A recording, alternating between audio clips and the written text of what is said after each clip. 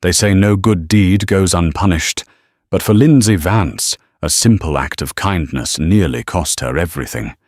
It was a storm that shook the county of Derbyshire, the kind that turns roads into rivers and fields into graveyards. When she saw a stranger trapped in the suffocating mud screaming for help, she didn't see rank or riches, she just saw life worth saving. She dragged him out with her bare hands, unaware that the man shivering in her arms was the very same tyrant threatening to burn her father's home to the ground. This is the story of how a muddy ditch changed the fate of an entire dukedom. The rain in Derbyshire didn't wash things clean, it just made the dirt permanent. Lindsay Vance pulled her woolen shawl tighter around her shoulders, her boots making a sickening squelch with every step she took along the old York Road.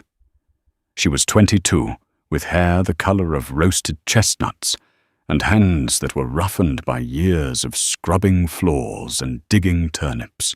Today those hands were empty. She had walked 5 miles to the market town of Bakewell to sell her mother's silver locket, the last object of value the Vance family owned, only to be offered a pittance by the pawnbroker. She had refused. Now she was walking home in a torrential downpour, clutching the locket, dreading the look on her father's face. Thomas Vance was dying.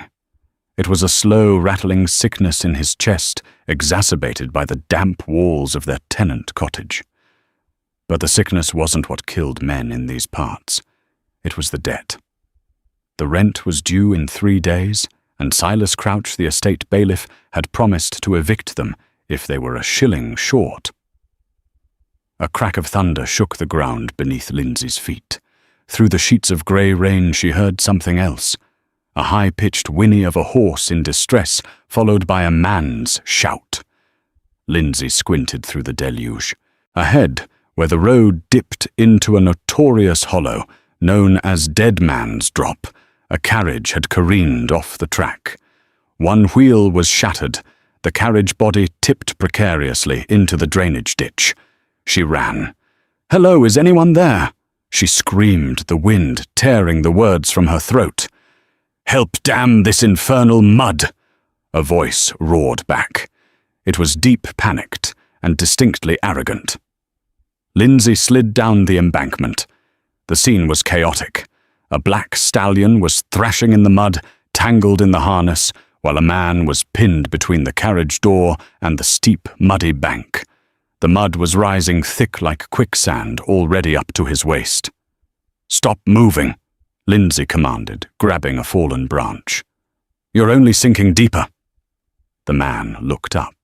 His face was streaked with grime, his dark hair plastered to his forehead. Even in his predicament, his eyes, piercingly blue and furious, held a command that made Lindsay pause. "Don't tell me what to do, girl. Get me out," he barked, gritting his teeth in pain. "I will leave you here to drown if you shout at me again." Lindsay snapped back her patience, worn thin by her own misery. She jammed the branch into the bank near him. "Grab this. I'm going to cut the horse loose first. If the beast rolls over, it will crush you." The stranger looked as if he wanted to argue, but the mud was inching toward his chest. "Fine," he spat. Lindsay worked quickly, pulling a small knife from her belt. She slashed the leather traces, freeing the panicked horse, which scrambled up the bank and bolted. Then she turned her attention to the man. "Grab the branch," she ordered. He gripped it, his knuckles white. Lindsay planted her feet, ignoring the suction on her own boots, and pulled. It was a brutal struggle. The earth seemed hungry, unwilling to let him go. She groaned with effort, her muscles screaming until finally, with a wet sucking sound, the mud released him. He crawled up the bank and collapsed onto the grass, gasping for air. Lindsay fell beside him, her chest heaving. For a moment, they just lay there in the rain. "My leg," the man groaned, clutching his left calf. "I think it's broken." Lindsay sat up, wiping mud from her eyes. She looked at him properly for the first time. Beneath the layers of filth, his coat was made of fine wool, though it was ruined now. He wore a signet ring on his finger, heavy gold, with a crest she couldn't make out through the dirt. "You can't stay here," Lindsay said, standing up on shaky legs. "The temperature is dropping. If the cold gets into your bones, you'll be dead by morning." "My carriage," he looked back at the wreck, "is firewood," she finished. "My cottage is a mile down the road. It's not much, but it's dry." The stranger looked at her, his eyes narrowing. "I have no money on me. Thieves took my purse 2 towns back. That's why I was driving so fast." Lindsay let out a bitter laugh. "I didn't save you for a reward, sir. I saved you because I'm not a monster. Now can you walk, or do I have to drag you like a sack of potatoes?" He gritted his teeth and stood on his good leg, leaning heavily on her shoulder. He was tall, heavy, and smelled of expensive tobacco and wet earth. "I am grateful," he muttered the word sounding foreign on his tongue. "My name is Ash."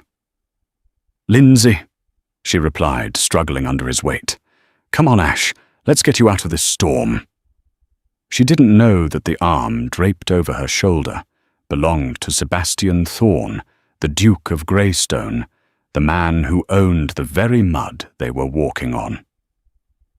The Vance cottage was a small stone structure with a thatched roof that had seen better days.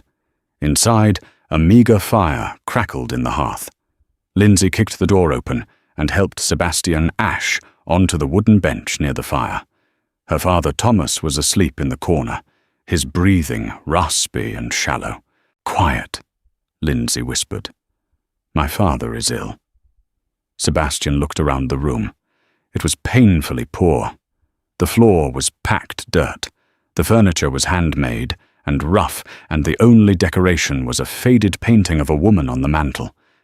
Yet it was spotlessly clean. "Sit," Lindsay commanded. She fetched a basin of warm water and a clean rag. "I need to look at that leg." Sebastian hissed in pain as she cut away the ruined fabric of his trousers. His calf was bruised a violent purple and swollen, but the bone didn't seem to be protruding. "It's not broken," she assessed her fingers, gentle but firm. "Just a bad sprain and deep bruising. You'll limp for a week, but you'll keep the leg." She wrapped it in linen strips. As she worked, Sebastian watched her.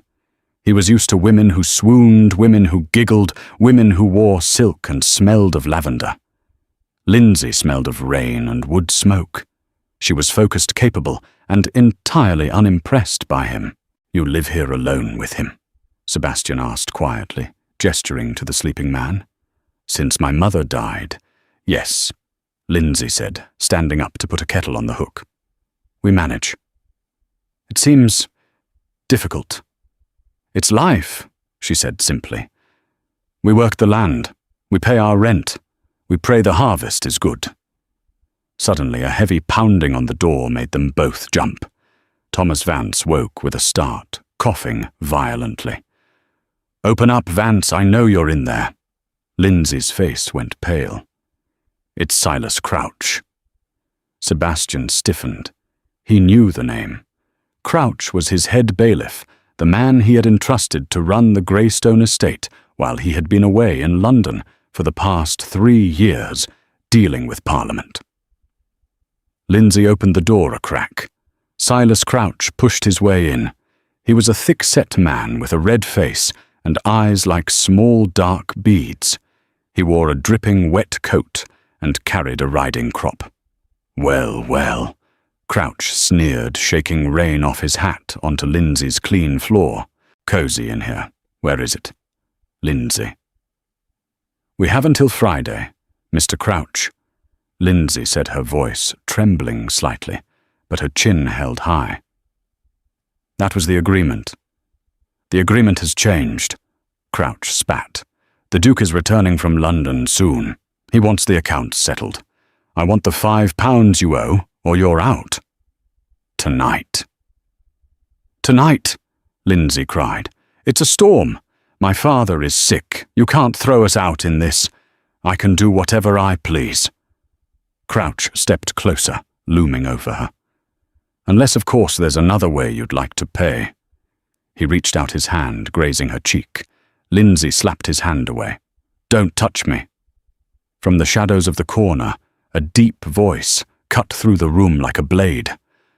"She said don't touch her." Crouch spun around, squinting into the dim light. He saw a man sitting on the bench covered in mud leg, wrapped in rags. He didn't recognize the Duke. To him, it was just a vagrant. "Who is this?" Crouch laughed cruelly. "Taken in a beggar, have we? No wonder you can't pay the rent." "Get out," Lindsay said, stepping between Crouch and her father. "I will have the money by Friday. If you come back before then, I will go to the magistrate." "The magistrate eats from my hand," Crouch sneered. "Friday at noon, not a penny less, or I burn this hovel down with you inside it." He turned and stormed out, slamming the door so hard the walls shook. Lindsay sagged against the table, burying her face in her hands.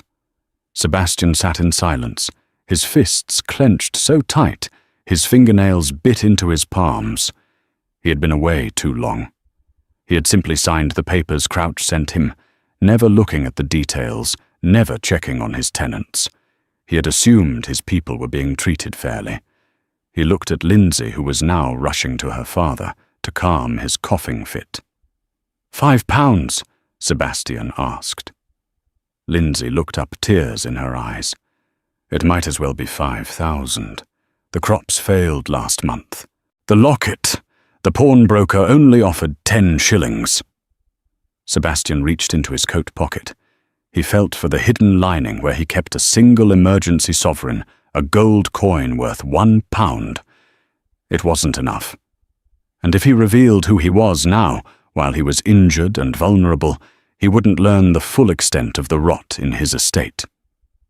"I have to go," Sebastian said, abruptly, standing up despite the pain in his leg. "Go, you can't walk," Lindsay exclaimed. "I have family in the next town." He lied smoothly. "If I can get to the main road a carriage will pass, I must go." He needed to get back to the manor. He needed to be the Duke again.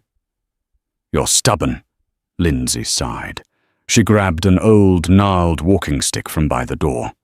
"Take this. And take this shawl. It's my father's, but he has blankets." She wrapped the rough wool around his shoulders. For a second, their faces were inches apart. Sebastian felt a strange pull in his chest, a desire to tell her everything, to promise her that Crouch would pay for his insolence. "Thank you, Lindsay," he said, his voice low, "for the life you saved. I will not forget this." "Just be careful, Ash," she whispered. He limped out into the rain, leaving Lindsay Vance, wondering why the beggar's eyes burned with such a terrifying promise of vengeance. 3 days passed. The rain had stopped, replaced by a biting cold wind. Lindsay had tried everything. She had begged the neighbours, but they were as poor as she was. She had tried to sell her labour in town, but no one was hiring until spring. She had £3 saved. She was still £2 short. It was Friday morning. A rider arrived at the cottage. It wasn't Crouch. It was a livery boy wearing the blue and silver colours of the House of Greystone. "Lindsay Vance?" the boy asked, looking down his nose at her. "Yes." "You are summoned to Greystone Manor immediately. His Grace the Duke wishes to review the tenancy disputes personally." Lindsay's heart hammered against her ribs. The Duke. He was back. Rumours said he was a recluse, a cold man who cared more for his horses in London than his people in Derbyshire. But if he was hearing disputes, maybe there was a chance for mercy. "I will come," she said. She dressed in her Sunday best, a simple grey dress that was mended in 3 places, and kissed her father's forehead. "Pray for me, Papa." The walk to the manor took an hour. Greystone Manor was a beast of a building, all stone turrets and towering windows, that looked like unblinking eyes. Lindsay had never been past the iron gates. She was led by a silent footman through halls lined with marble busts and tapestries worth more than her entire village. She felt small, dirty, and insignificant. They reached 2 massive oak doors. The footman opened them. "Miss Vance, Your Grace." Lindsay stepped into the library. It was warm, smelling of old paper and beeswax. A fire roared in a fireplace large enough to roast an ox. Standing by the window with his back to her was a man. He wore a suit of dark blue velvet tailored to perfection. His posture was rigid, commanding. "Your Grace!" Lindsay curtsied low, her eyes on the expensive Persian rug. "I am Lindsay Vance. I have come to plead for my father's home. Mr. Crouch demands £5, but we—" "Mr. Crouch demands a great many things," the man said. Lindsay froze. She knew that voice. It was deeper, smoother, echoing with authority, but she knew it. The Duke turned around. Lindsay gasped, her hand flying to her mouth. It was Ash, clean-shaven, his hair brushed back, standing tall despite a slight lean on a cane. The mud was gone, replaced by the trappings of immense power. But the blue eyes were the same. "You," Lindsay breathed, forgetting all protocol. "You're the Duke." "I am Sebastian Thorne." He said, his face unreadable. Lindsay felt a wave of heat rush up her neck, followed instantly by cold betrayal. "You lied to me. In my cottage. You saw how we lived. You saw Crouch threaten me. And you said nothing." "I was injured, Lindsay, and I was observing." "Observing?" Lindsay stepped forward, anger overriding her fear. "We are not ants in a jar for you to study, Your Grace. We are starving you. Sat in my home, drank my water, took my father's shawl. And all the while, you were the one holding the leash of the dog that bites us." Sebastian's expression softened just a fraction. He stepped toward her, favoring his left leg. "I did not know. Not until that night. I trusted Crouch to manage the estate. I was wrong." "So fix it," Lindsay challenged him, tears of frustration stinging her eyes. "If you are truly the noble Duke, tell Crouch to leave us be. Here is the £3 I have." She slammed the coins onto his polished mahogany desk. "It is all I have in the world." Sebastian looked at the coins, then back at her. "I don't want your money, Lindsay." "Then what do you want?" Before he could answer, the library doors swung open again. Silas Crouch entered, looking smug, holding a ledger. He stopped dead when he saw Lindsay. "What is this trash doing here, Your Grace?" Crouch sneered, reverting to his bullying tone, assuming the Duke shared his disdain for the peasantry. "I told her to pay or leave." Sebastian turned to Crouch. The air in the room seemed to drop 10 degrees. "Mr. Crouch," Sebastian said, his voice terrifyingly calm. "Miss Vance was just telling me about your visit to her cottage 3 nights ago." Crouch paled slightly but forced a laugh. "Lies, I'm sure. These tenants will say anything to avoid paying their dues." "She said you threatened to burn the house down," Sebastian continued, moving closer to his bailiff, "and that you attempted to touch her without her consent." "She's a liar," Crouch shouted, sweat beading on his forehead. "She's a seductress. She probably tried to offer herself to you, didn't she?" Sebastian slammed his cane onto the floor with a crack like a gunshot. "She saved my life." The silence that followed was deafening. Crouch's mouth opened and closed like a fish. "I was the man in the mud, Silas," Sebastian said icily. "I was the beggar you mocked. I sat 10 feet away from you while you threatened a defenseless woman." Crouch looked from Sebastian to Lindsay, his eyes wide with terror. Then a dark, desperate look crossed his face. You were there," Crouch stammered. "Then you saw the stolen goods, surely?" Lindsay frowned. "What stolen goods?" Crouch pointed a shaking finger at Lindsay. "The reason she has no money, Your Grace, is because her father is a thief. I found Greystone silver in their cellar weeks ago. I was being merciful by only asking for rent, but if you want the truth, Thomas Vance has been robbing the manor for years." "That is a lie," Lindsay screamed. Sebastian looked at Lindsay, then at Crouch. The doubt in his eyes broke Lindsay's heart. He was a duke. Crouch was his employee of 10 years. She was just the girl from the mud. "Search the cottage," Sebastian ordered, his voice flat. "No," Lindsay cried. "Ash, Your Grace, please." "If there is nothing to hide, there is nothing to fear," Sebastian said, turning his back on her. "Guards, escort Mr. Crouch to the Vance cottage. Search it." Lindsay stared at Sebastian's back, feeling a betrayal sharper than any knife. He wasn't the man she saved. He was just the landlord after all. The ride back to the cottage was a blur of misery.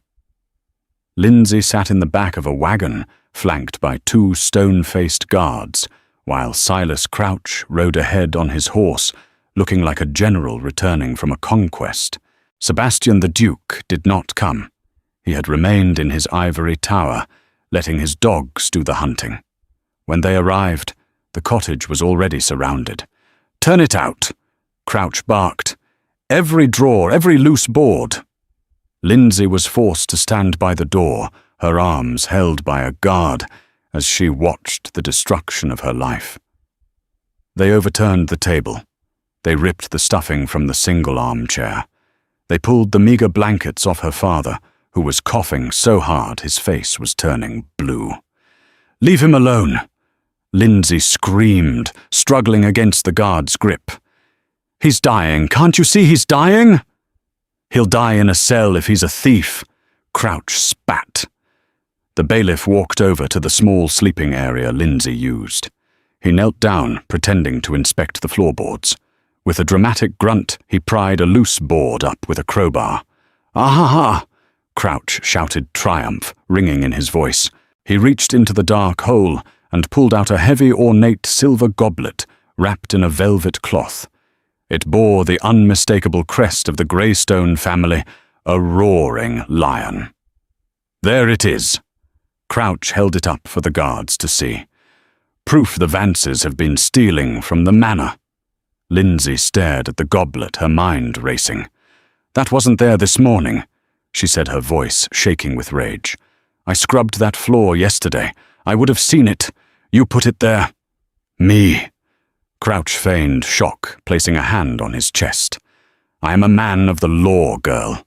You are a desperate peasant." He turned to the guards. "Arrest her, and the old man, too." "No." Lindsay threw herself forward. "Take me. My father had nothing to do with this. He hasn't left his bed in weeks. If you move him to the jail, you kill him. I confess I did it alone." It was a lie, but it was the only card she had left to play. Crouch smiled a greasy, satisfied grin. "A confession. Excellent. Leave the old man to rot. Take the girl to the manor dungeon. The Duke will decide her fate." Lindsay was dragged out into the cold afternoon air. She looked back one last time at her father, who was reaching out a trembling hand toward her, too weak to speak. "I'll be back, Papa," she cried out as they shoved her into the wagon. "I promise." But as the wagon jolted forward, carrying her toward judgment, Lindsay felt the cold weight of despair settle in her stomach. She had saved the Duke from the mud, but who would save her from him? The dungeon of Greystone Manor was not a place of fairy tales. It was damp, dark, and smelled of centuries of misery. Lindsay sat on a pile of mouldy straw, her knees pulled to her chest. It had been hours. The sun had set, leaving her in pitch blackness. She replayed the events in her head, the way Sebastian had looked at her, cold, distant. He was a duke. She was a fool to think a moment of connection in a muddy ditch could bridge the gap between their worlds. A heavy, rusted creak echoed through the corridor. Light spilled across the stone floor as the heavy iron door opened. Footsteps approached. Slow, deliberate, a cane tapping against the stone. Lindsay didn't look up. She knew who it was. Sebastian stopped in front of her cell. He held a lantern, the golden light illuminating his sharp features. He looked tired. He had changed out of his velvet suit into more practical riding clothes. "Is it true?" he asked softly. Lindsay looked up, her eyes blazing in the lantern light. "Is what true? That your bailiff is a magician who can pull goblets out of thin air?" Sebastian gripped the bars. "He found the silver Lindsay. You confessed." "I confessed to save my father's life." Lindsay stood up, marching to the bars until she was inches from his face. "You know me, Ash. You looked into my eyes while I dragged you from that ditch. Do I look like a thief to you? Do I look like someone who would steal a goblet and then starve rather than sell it?" Sebastian was silent. Her logic struck him like a physical blow. It didn't make sense. If she had stolen silver, why was she walking in the rain to sell a locket for pennies? Why was her home so destitute? "The evidence is damning," Sebastian murmured almost to himself. "But my instinct—" "Your instinct is worth nothing if you don't use it," Lindsay snapped. "You are the Duke. You have the power to find the truth, but you are too lazy, too removed to see what is happening right under your nose. Silas Crouch is a snake. He wanted payment from me that wasn't money. When I refused, he threatened me, and now he frames me." Sebastian's eyes darkened at the mention of the payment. "What did he ask of you?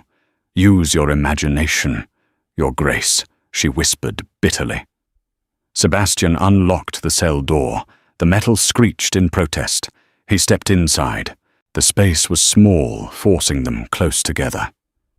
"I want to believe you," he said, his voice dropping to a husky whisper. "When I was in that mud, I thought I was going to die. You didn't ask for my name. You didn't check my pockets. You just saved me. That is not the action of a criminal." He reached out his hand, hovering near her face, hesitant. He gently brushed a smudge of dirt from her cheek. His thumb lingered there, warm and rough. Lindsay's breath hitched. For a second the anger melted, replaced by the terrifying realization that she was falling for the man who held her life in his hands. "Then prove it," she whispered. "Don't just release me. Prove I am innocent. Check his ledgers. Talk to the pawnbrokers in Bakewell. Do the work." Sebastian stared at her, mesmerized by her fire. "I will, I promise you, Lindsay. If he has lied to me, if he has hurt you, I will tear his world apart." He turned to leave, pausing at the door. "I cannot release you yet, not without proof. It would look like favoritism. But I will make sure you are comfortable." He left the lantern with her and locked the door. But this time, as the lock clicked, it didn't feel like a sentence. It felt like a promise. Sebastian Thorne, the Duke of Greystone, did not sleep that night. The silence of the manor, usually a comfort to him after the noise of London, now felt heavy and accusing. It felt like the silence of a tomb. He had dismissed his valet and locked himself in the estate office, a room he hadn't properly utilized in 3 years. The walls were lined with leather-bound ledgers, the spine of each one a testament to the years he had spent ignoring his birthright. He had treated Derbyshire as a bank account, a place that generated gold to fund his political ambitions and social seasons in the capital, leaving the details to Silas Crouch. Now the weight of that negligence was crushing him. "Get out," he had ordered the terrified night clerks earlier that evening. "Leave the books, all of them. And send for Mr. Finch." Mr. Finch was the junior actuary, a man so timid he seemed to blend into the wallpaper. When he arrived, shivering in his nightshirt, Sebastian was already seated behind the massive oak desk, surrounded by mountains of paper. "Sit, Finch," Sebastian commanded, not looking up from a grain report dated last October. Yes, Your Grace." Sebastian slammed a heavy book shut, the sound echoing like a gunshot in the quiet room. "This ledger claims we lost 40% of the wheat harvest to unprecedented flooding in the East Valley last autumn. Is that true?"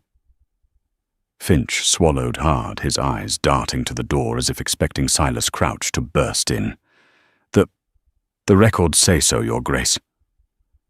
"I'm not asking what the records say." "Finch!" Sebastian roared, standing up. He winced as his injured leg protested, but he ignored the pain. He limped around the desk, looming over the clerk. "I am asking you what happened. I checked the stablemaster's logs. He recorded perfect galloping weather for the entire month of October. No rain. No floods. So where did the wheat go?" Finch began to weep. It was a pathetic, quiet sound. "Please, Your Grace. Mr. Crouch. He said he would put my family on the street. He said he controls the magistrate." Sebastian felt a cold chill settle in his stomach. It was true. Lindsay was right. He had let a tyrant rule in his name. "Finch, look at me. Crouch is done. But I need proof. Not just numbers that don't add up. I need to know where the money went." He sells the surplus," Finch whispered, trembling. "He marks it as spoiled or lost, then sells it to private buyers in Manchester and Sheffield. But he keeps the best goods, the silver. The heirlooms he confiscates from tenants who can't pay his inflated fines. He sells those locally." "Locally?" Sebastian's eyes narrowed. "Where, Bakewell, Your Grace, there is a pawnbroker, Abernathy's Exchange. Crouch goes there once a month." Sebastian looked at the grandfather clock in the corner. It was 4:00 a.m. "Go to bed, Finch," Sebastian said, his voice drop-dead calm, "and pray that by noon you still have a job. The ride to Bakewell was a brutal awakening. The storm had passed, but it left behind a freezing fog that clung to the moors." Sebastian rode his black stallion hard, the cold air biting at his face, stinging his eyes. Every throb of pain in his bruised leg served as a reminder of Lindsay. "She dragged you through the mud," he thought bitterly. "The least you can do is ride through the cold." He reached the market town, just as the grey light of dawn was bleeding over the rooftops. Bakewell was asleep, save for a few bakers preparing their ovens. Sebastian navigated the cobblestone streets until he found the sign Abernathy's Exchange, gold, silver, and curiosities. He didn't knock. He dismounted, tied his horse, and kicked the door with the heel of his boot. The wood splintered near the lock, and the door swung open with a crash. "Thieves, I have a musket!" a voice shrieked from the back room. A balding, spectacled man emerged, wearing a nightcap, clutching a heavy iron poker. He froze when he saw the intruder. This was no common thief. It was a man dripping with condensation, wearing a coat that cost more than the shop's entire inventory, with eyes that burned with a terrifying intensity. "Lord Greystone." The pawnbroker breathed the poker clattering to the floor. I didn't know. To what do I owe the honor?" Sebastian stepped inside, closing the door behind him. The shop smelled of old paper and dust. "I am looking for a silver goblet, Abernathy, and candelabras, and a set of spoons with the lion crest. You know the ones." Abernathy's face went pale. "Your Grace, I run a respectable business. I keep detailed logs.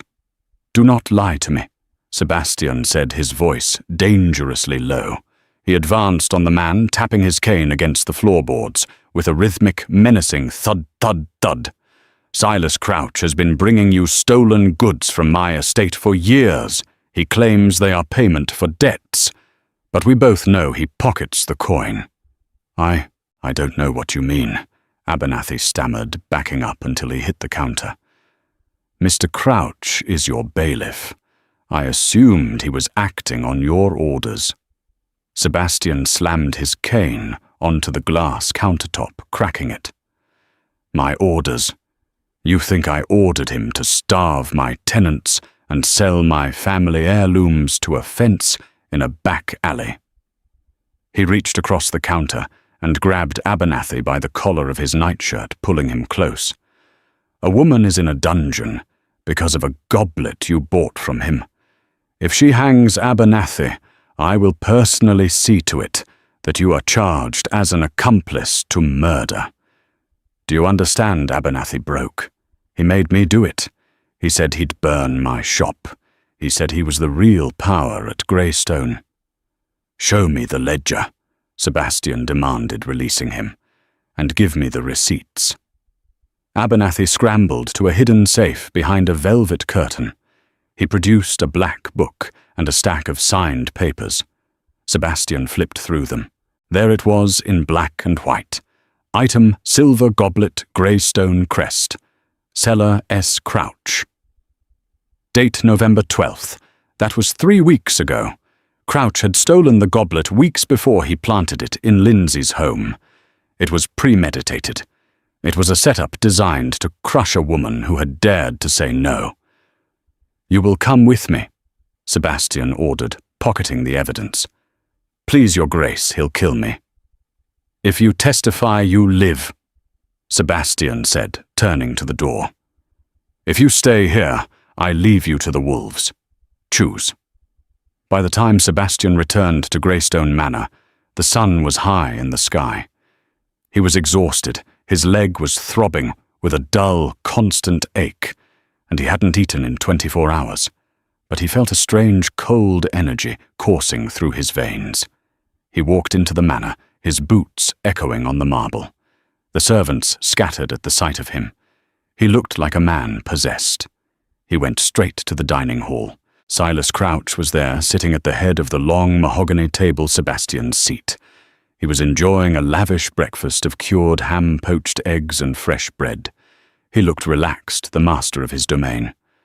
"Ah, Your Grace," Crouch said, wiping grease from his chin with a linen napkin. He didn't stand up. "You're up late, or is it early? I trust you've come to your senses regarding the girl." Sebastian stopped at the opposite end of the table. The distance between them felt like a battlefield. "The girl," Sebastian repeated softly. "You mean Lindsay Vance?" "The thief," Crouch corrected, taking a sip of coffee. "I've drawn up the papers for her transfer to the county magistrate. I recommended a swift trial. We don't want the other tenants getting ideas about stealing your silver."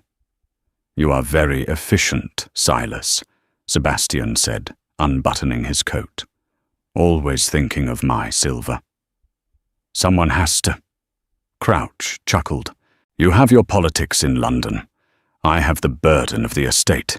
It's a thankless job, but I do it out of loyalty." "Loyalty?"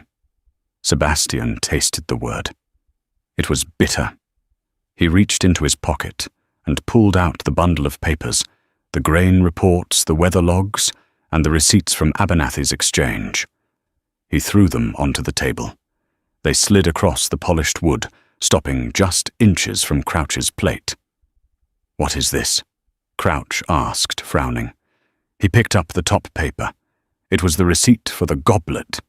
The color drained from Crouch's face so fast it looked as if he had been struck by lightning.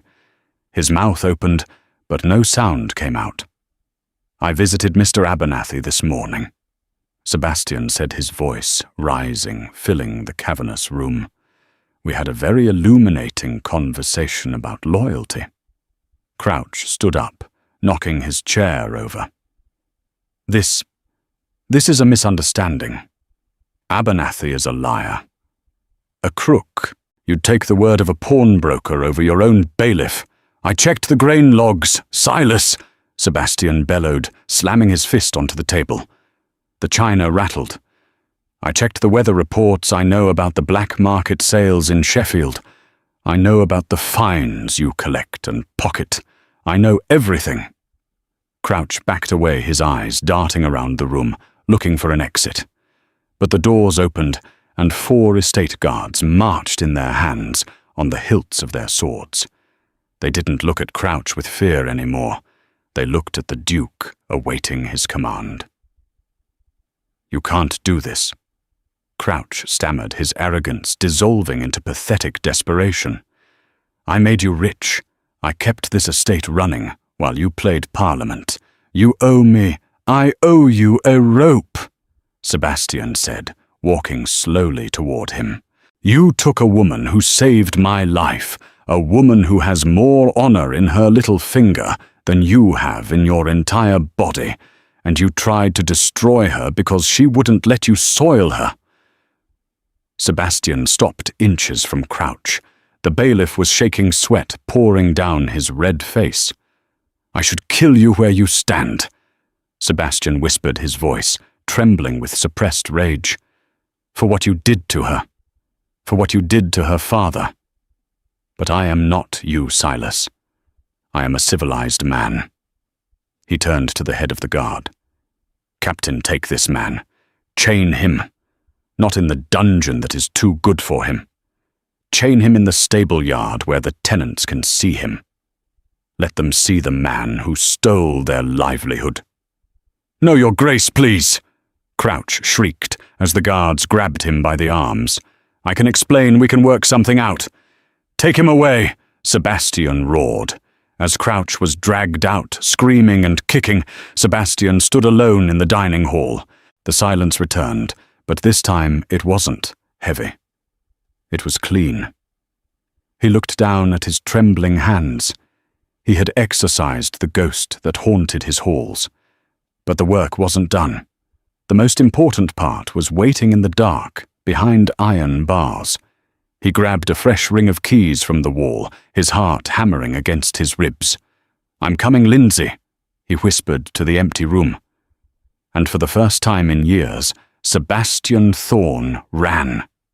He ran despite the pain in his leg. He ran toward the dungeon, desperate to make things right. The heavy iron door of the dungeon did not creak this time. It slammed against the stone wall with a violence that made Lindsay jump. She had been sitting in the corner, tracing the patterns of mold on the damp bricks, trying to keep her mind from spiraling into despair. She expected Silas Crouch to return with a magistrate, or perhaps a hangman. Instead, she saw a ghost. Sebastian stood in the doorway. He was breathing hard, his chest heaving beneath his linen shirt. His cravat was undone, his hair wild and wind-blown, and his boots were covered in dust. He didn't look like a duke. He looked like a man who had run through fire. "Lindsay!" He choked out, his voice cracking. He didn't wait for her to stand. He rushed into the cell, the keys jangling in his trembling hand as he dropped them to the floor.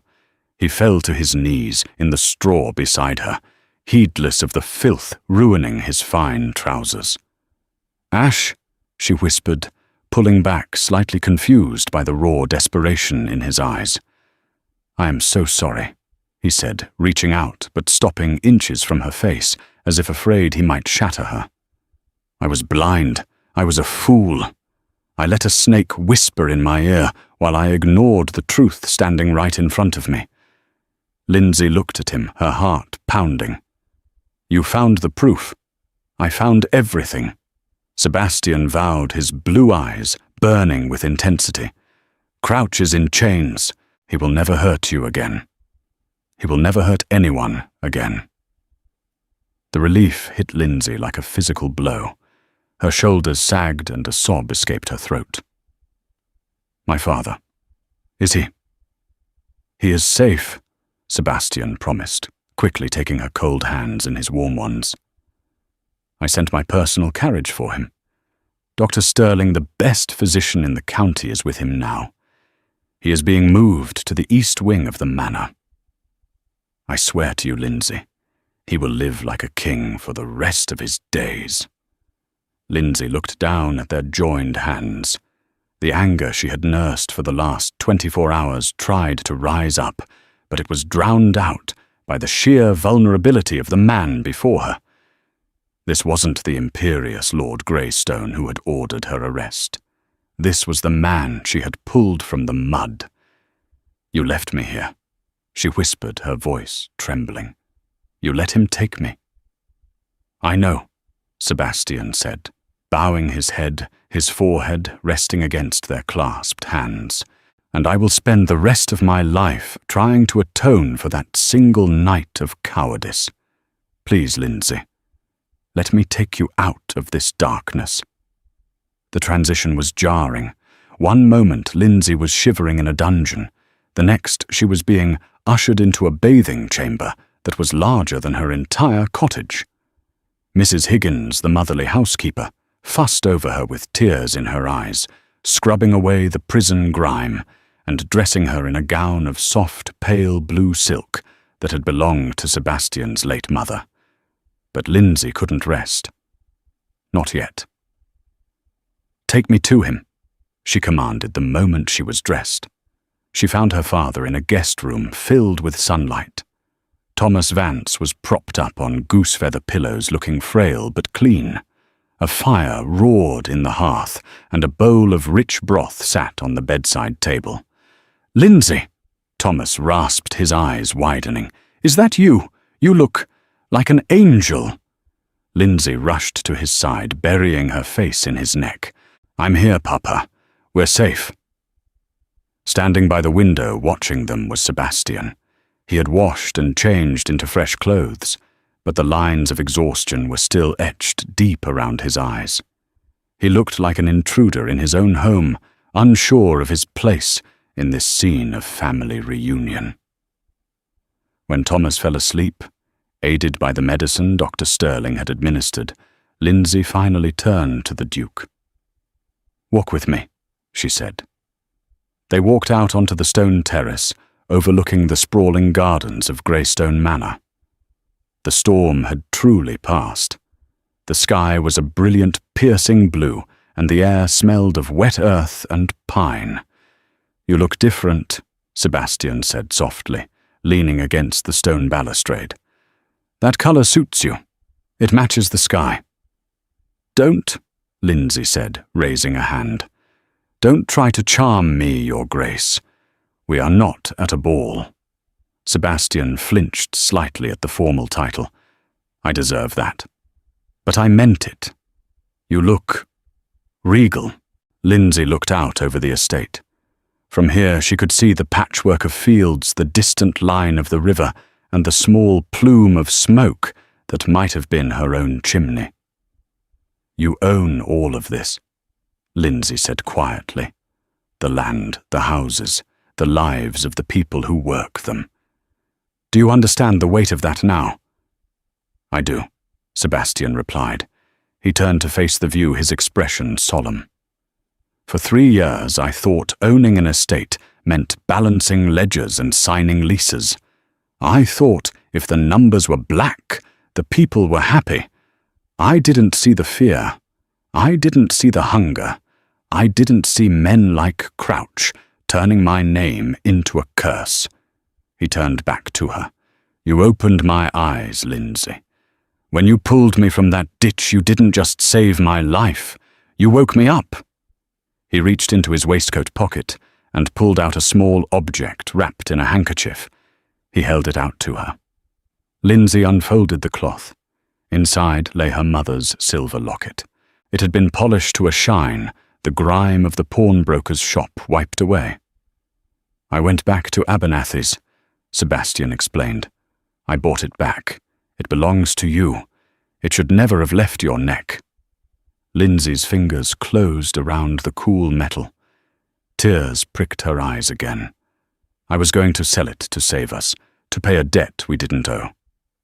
"There are no debts between us anymore," Sebastian said firmly. "In fact, I am the one in debt. I owe you everything." He took a step closer. The air between them crackled with a tension that had been building since the moment their eyes met in the rain.